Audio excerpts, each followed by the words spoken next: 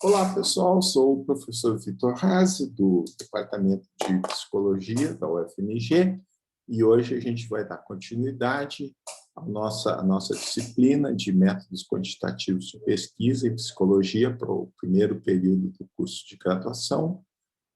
Hoje é a nossa penúltima aula, a gente está chegando no final do semestre, tá? E nosso assunto hoje é a sessão de discussão de um paper, né? Então, nossa penúltima aula, discussão, falta uma aula sobre os tipos de publicação. O objetivo da discussão é vender o peixe, é claro. Tudo no paper serve para vender o peixe, desde o título, o resumo, que são as coisas que as pessoas primeiro leem, né? Mas principalmente a discussão, porque na discussão a gente vai aprofundar sobre a interpretação, a explicação sobre o significado dos nossos resultados.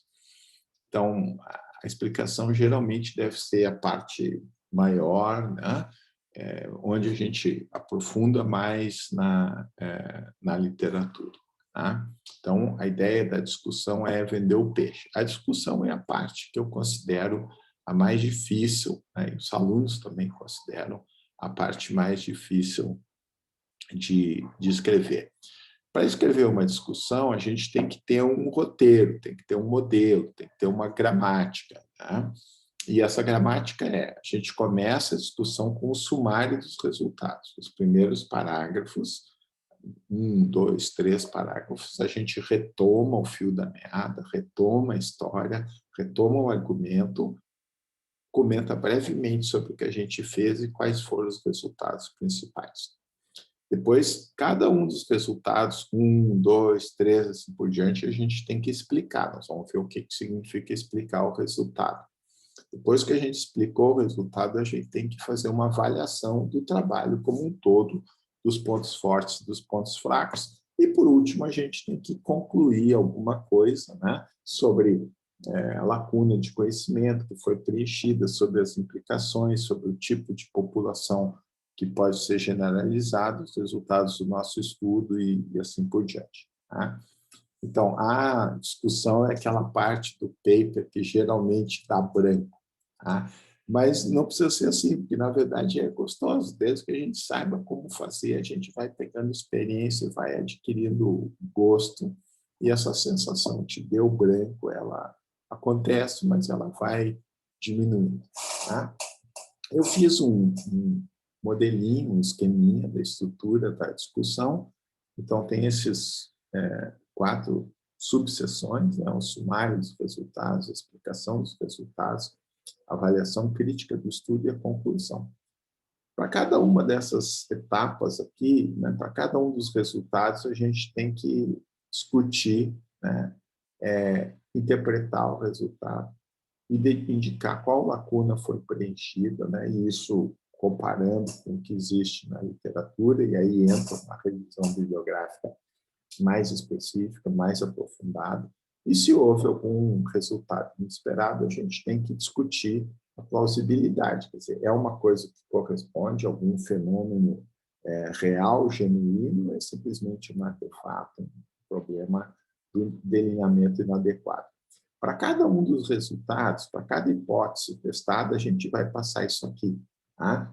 Então, a gente faz, né, uma lista do sumário dos resultados, né, na ordem que foram apresentadas as hipóteses, na introdução, na ordem que os resultados foram apresentados na sessão dos resultados, e agora eles são retomados um por um na mesma ordem, e aí a gente vai discutindo cada um desses 3 aspectos aqui por resultado. E aí vem depois a parte da avaliação crítica do estudo, que a gente vai, então, se perguntar sobre a validade de construto, a validade estatística, a validade interna, a validade externa, os pontos fracos e os pontos fortes, e quais são as implicações do nosso estudo.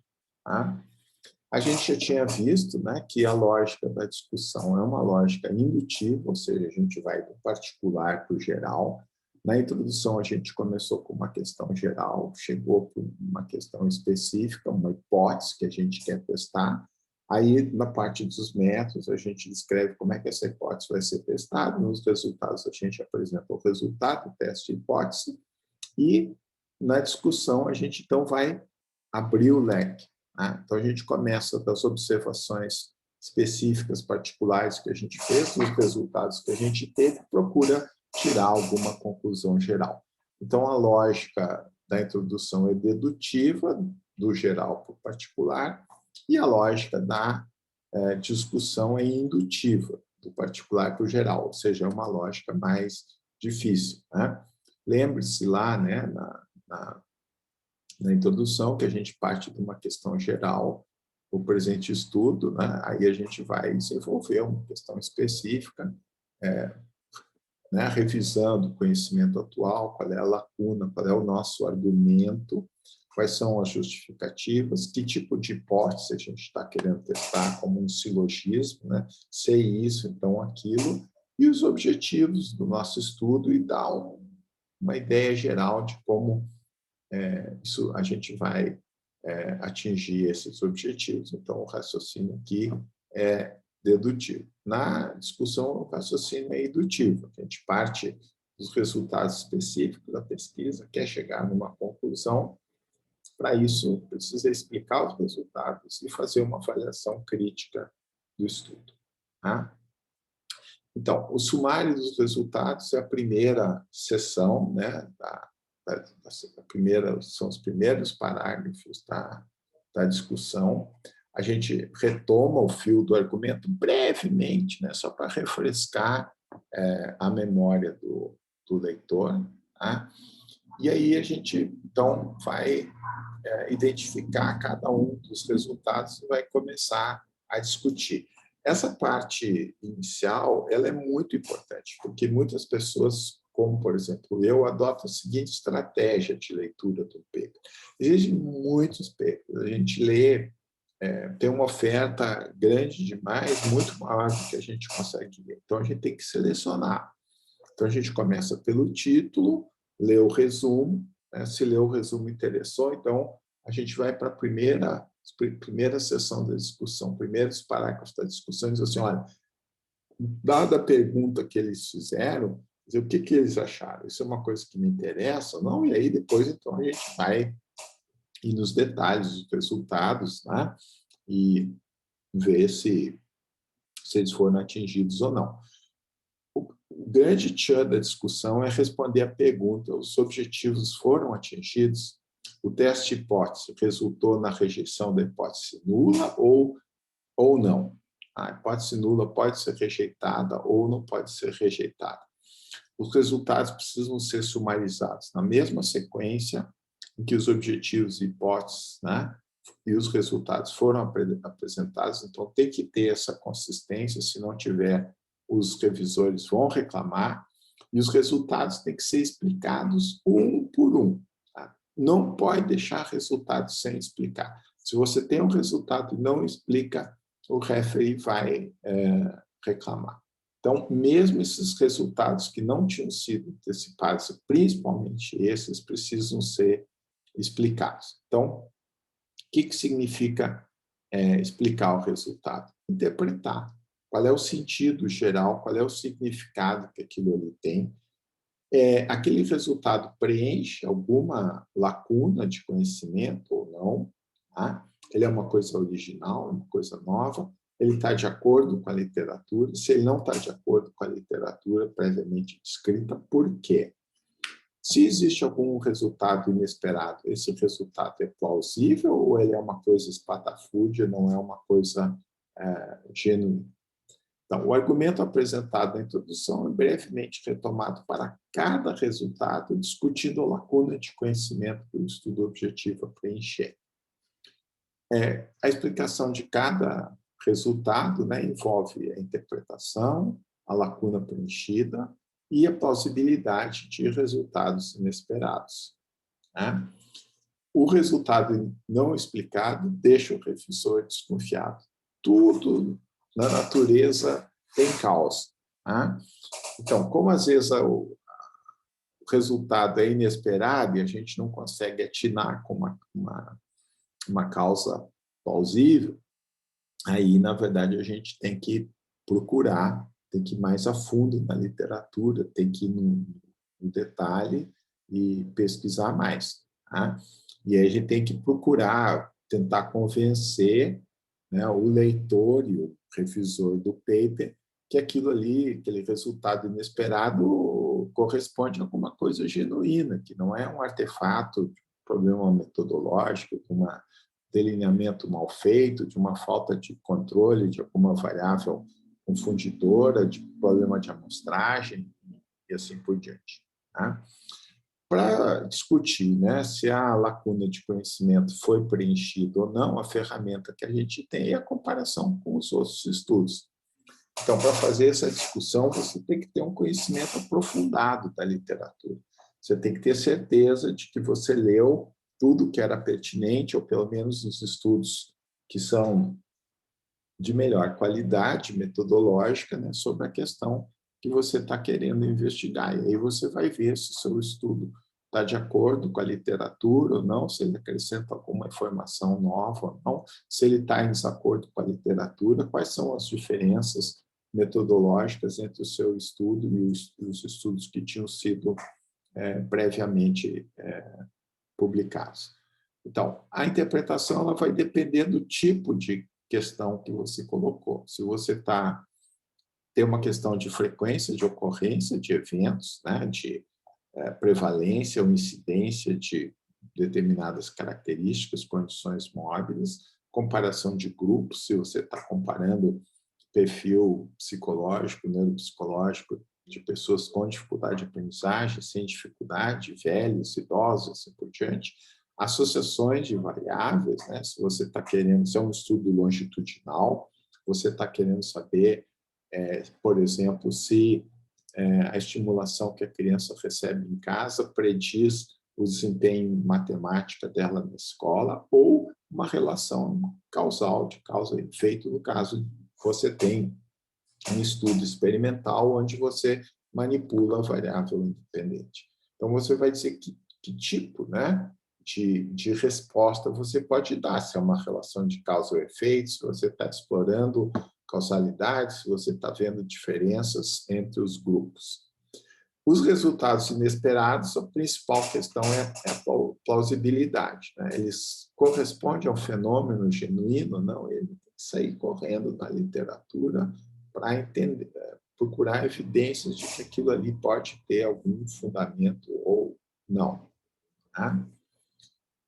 As razões para a discrepância, né, entre a literatura prévia e o nosso estudo, elas podem estar relacionadas com questões metodológicas, né, com vícios de amostragem, com problemas de mensuração, com problemas com delineamento, né, falta de controle de variáveis confundidoras importantes, né, com questões estatísticas. Né? A explicação dos resultados frequentemente requer mais pesquisa bibliográfica. A pesquisa bibliográfica na discussão ela é mais aprofundada do que na introdução. Geralmente, a discussão, quanto mais exaustiva, quanto maior for a discussão, melhor é o paper. Tá? E aí, na discussão, a gente entra no detalhe. Tá? Bom, terminada a explicação dos resultados, né, vem a avaliação crítica do estudo. Tá? Para a avaliação crítica do estudo, a gente considera os tipos de validade, os pontos fracos, pontos fortes e as implicações do estudo. Então, vamos ver cada um dos tipos de validade. A validade de construto, a gente procura responder as perguntas. As operacionalizações das variáveis refletem os construtos? Então, o teste de velocidade articulatória que a gente usou é uma boa medida de velocidade de processamento. O teste de memória de trabalho verbal que a gente usou é uma boa medida. As medidas foram fidedignas, ou seja, elas foram aplicadas de maneira adequada, ou houve um problema de delay no computador, de problema de áudio, que as pessoas não conseguiam entender direito as instruções e assim por diante. Tá? A validade estatística, o modelo de análise, ou seja, o teste estatístico que a gente usou é o adequado para a questão de pesquisa que a gente tinha de frequência, diferença de grupo, associação ou causa. Os pressupostos dos testes foram satisfeitos ou não. O nível de significância estatística foi atingido para rejeitar a hipótese nula. E o poder estatístico é suficiente, a magnitude do efeito foi adequada. Tá? A validade interna é se existe relação lógica, né, entre os resultados e as conclusões. Então, basicamente, os resultados justificam as conclusões e os confundidores foram controlados. A maioria das vezes o problema, o mistério da coisa é conseguir controlar os confundidores cruciais, porque nem sempre a gente consegue controlar tudo quanto é confundidor. A validade externa é as questões de os resultados são generalizáveis para qual população, para qual contexto. Isso que a gente procura, então, responder. Aí vem aquela coisa que eu já comentei, né, que é assim, é o trade-off, né, é o escampo. É impossível você fazer um estudo no qual você controle todas as ameaças à validade. Tudo quanto é estudo tem defeito, não existe estudo perfeito. Então, a gente tem que tomar decisões e aí a gente tem que ver, considerando a validade de construto estatística interna e externa, qual validade que a gente está priorizando, tá? E qual validade a gente pode sacrificar. Por exemplo, num estudo de diferenças individuais, a validade externa é mais importante. Num estudo experimental, a validade interna é mais importante.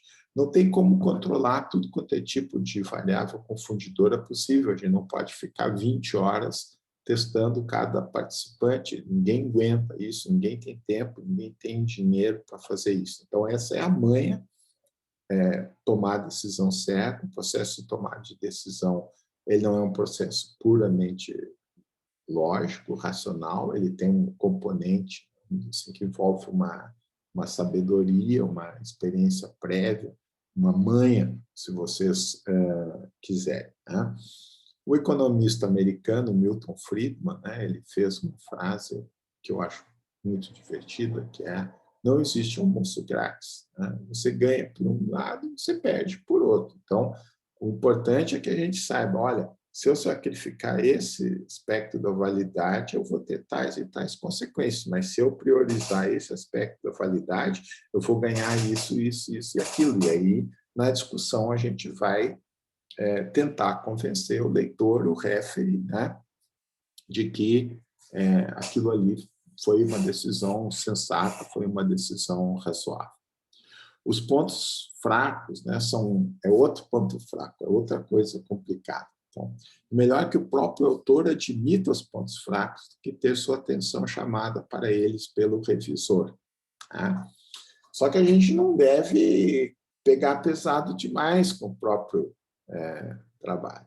Tá? Reconhecer os pontos fracos, né, desarma o revisor, mas também a gente não pode desfazer totalmente do nosso trabalho. Uma maneira, né, de você, como a gente tem dificuldade de ver os próprios defeitos, você pedir para um colega, né, que leia o paper e que te diga, olha, quais são os problemas que você identifica aqui, ou você apresenta o artigo para os seus colegas no laboratório, seus colegas de departamento, né, e eles vão criticar e vão olhar o paper com outros olhos, né, com os olhos de quem não está emocionalmente envolvido com aquele processo.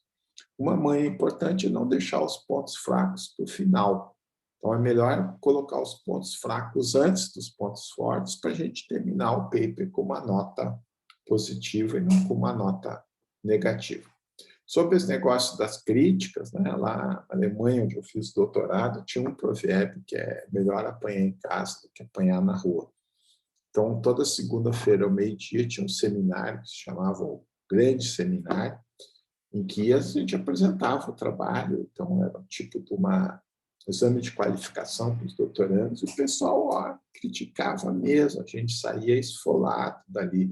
Mas isso era bom, porque a gente antecipava reações negativas que os revisores poderiam ter em relação ao nosso estudo. Tá?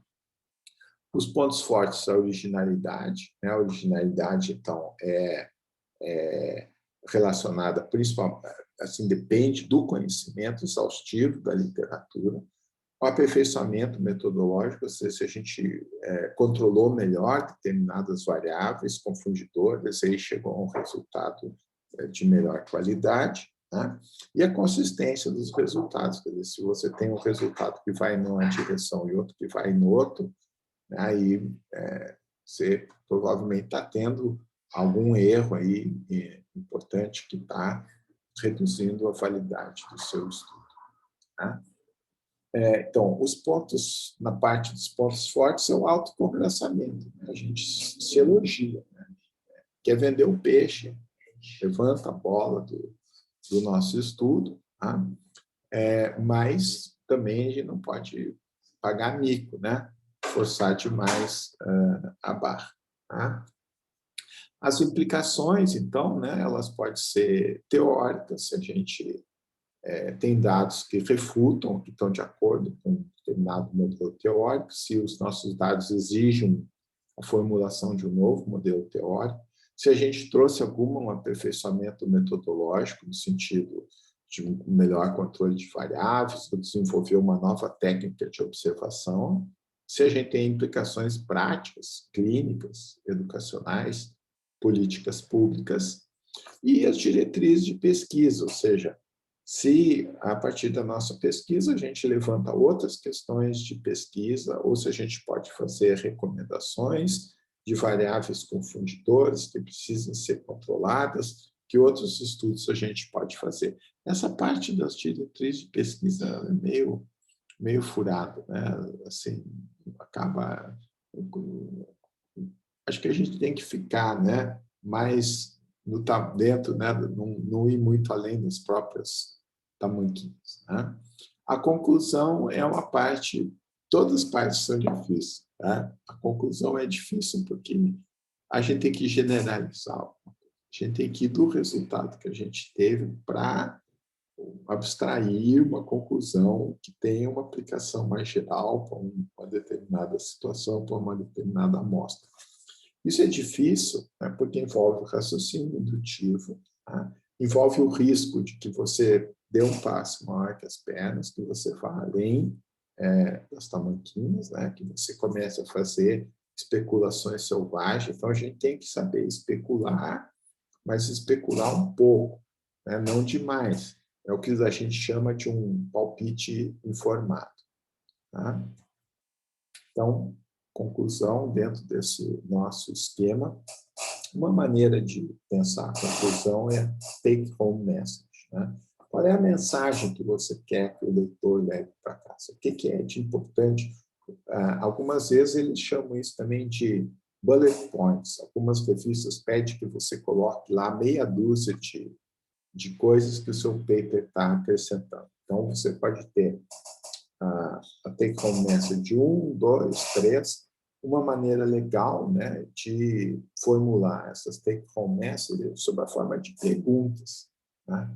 Então, você faz uma pergunta e você vai dizer se os seus dados permitem responder essa pergunta de forma afirmativa, de forma negativa, ou se seus resultados não contribuem para uma resposta definitiva para essa pergunta e mais estudos precisam ser feitos. É difícil fazer a conclusão, porque a conclusão não é um resumo. Você já tem o resumo no abstract, você já tem o sumário no início da discussão, e agora que você não vai fazer outro resumo. Então, a sessão de conclusão não deve repetir informação apresentada na introdução, e a sessão de conclusão não deve apresentar informação nova. Então, não pode repetir coisas, a gente tem que generalizar e não repetir, e a gente não pode ficar especulando, inventando coisa nova, porque aí não é uma conclusão. Tá? A conclusão, então, precisa ser induzida com cuidado. a gente tem uma observação, interpreta essa observação em termos de um padrão, faz uma hipótese tentativa e procura, né, fazer algum grau de especulação a partir de abstrações, generalizações que a gente faz, mas não pode ser selvagens, né? Tem que ser cautelosas, porque a gente não pode dar um passo maior que as pernas. E essa é uma tentação muito grande.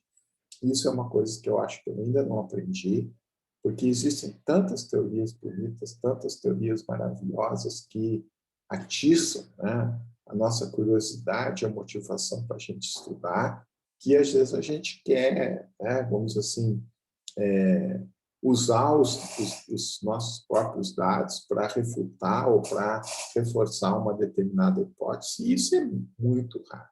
É muito raro que você realmente tenha um estudo que ele é metodologicamente tão cuidadoso, tão bem conduzido, que você vai irremediavelmente refutar uma hipótese, introduzir uma inovação teórica. Então, é preciso ter cuidado.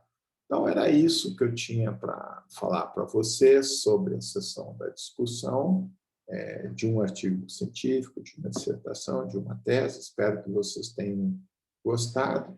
Estamos quase no final do nosso curso. A nossa próxima aula vai ser sobre os tipos de publicação que a gente encontra por aí.